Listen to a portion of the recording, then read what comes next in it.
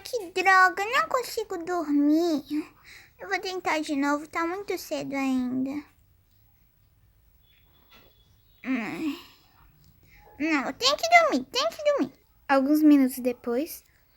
Ah, não dá, não consigo. Eu tô com fome. Quando eu tô com fome, não consigo dormir. Melhor eu falar pra mamãe preparar alguma coisa pra mim comer. Ô, mãe. Oi, meu amor. Prepare alguma coisa pra mim comer, que olha, meu bucho tá pedindo. Tá bom, então. Vou pegar alguma coisinha leve pra você. Mas tá bem cedo, né?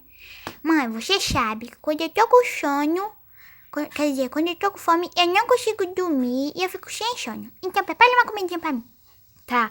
Como tá cedo, eu vou preparar uma comidinha bem leve, tá bom? Tá, né? Fazer o quê? Enquanto isso, senta aí. Tá bom. Ai, agora é só esperar. Vou pegar esse pratinho pequenininho.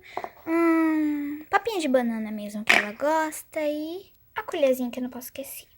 Prontinho, meu amor, já trouxe todas essas coisas. Mãe, mas olha o tamanho desse pratinho, não vai dar nem pra me encher meu bucho. Quê? Minha filha, esse pratinho tá grandinho pra você. Claro que não. Tá bom, então, vou pegar outro pratinho. Nossa, será que eu pego esse pratão? É muito grande, ela não vai aguentar comer tudo.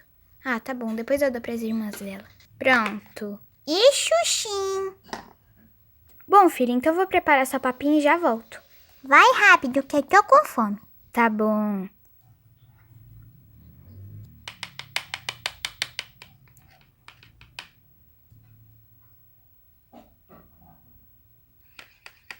Pronto, meu amor, já fiz sua papinha. Mas que adianta um pratão desse tamanho, só isso daí de papinha? Mas e já é o suficiente.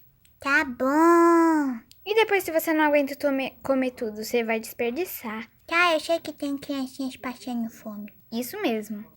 Tchau, pessoal. Nham, nham, nham.